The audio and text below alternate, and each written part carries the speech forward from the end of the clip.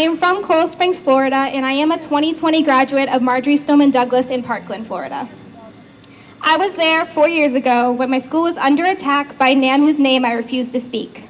I was there 4 years ago when I was shoved under a countertop in a closet with 50 other students for hours. I was there 4 years ago when 17 of my classmates and professors were killed with an assault rifle. Today, I still remember having to turn away phone calls from my family in fear of being heard. I remember seeing news articles blown out of proportion saying bombs, multiple shooters, and hundreds dead. I remember being saddened about how my day-old boyfriend was not answering his phone and that my first ever boyfriend had died on me. But luckily, he is still with me today. I stand here with you, disappointed in our country. I stand here saddened at what these children in Texas went through. I was 15 when my shooting happened, and I will forever be traumatized by fire alarms, poppings, and sirens. I am much better than I was before, but my life has completely changed. I can understand what these 7, 8, 9, 10-year-olds went through in Texas, and it is something that I would never wish upon anyone. Children should not have thoughts of their lives ending. Children should not say their prayers in hiding. Children should not be scarred for life starting in elementary school. Children should be able to grow up, fall in love, get their dream career, and live until they're old. They should not cover themselves in blood to survive.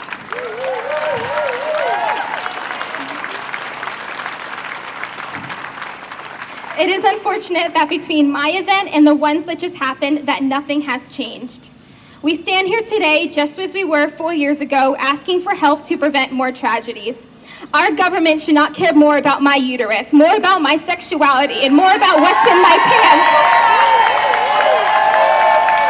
They should not care more about what's in my pants than my life.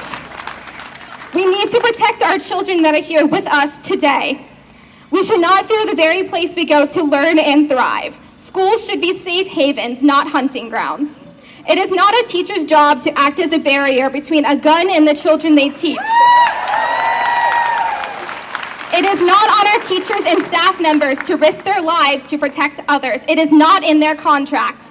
In fact, most school shooters have been in the public school system. They know these protocols and procedures already. I did not follow protocol at my school. I did not sit in that little corner that they told me to sit in. I took shelter in a nice closet. Additionally, we are seeing gun violence at grocery stores, malls, religious buildings, and even hospitals. Why is it that we can't step 1 foot out of our homes without risk of never seeing our loved ones again?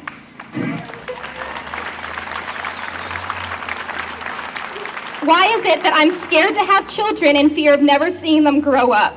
Why is it that every time a shooting happens, we make the front page for a week and then are forgotten about? This has become such a norm in our society that it gets looked over as nothing. I may not be classified as an activist, as many others in my high school are, but as a forensics major, I strive to help others in ways that I was helped and in ways that I was not. There is so much evidence and even a confession that can put away the shooter from my high school, and yet there has been no trial 4 years later, and they are just now starting jury selection. And why is that?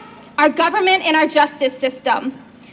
I want to be able to put criminals behind bars and give families the closures that they need. That is going to be my contribution.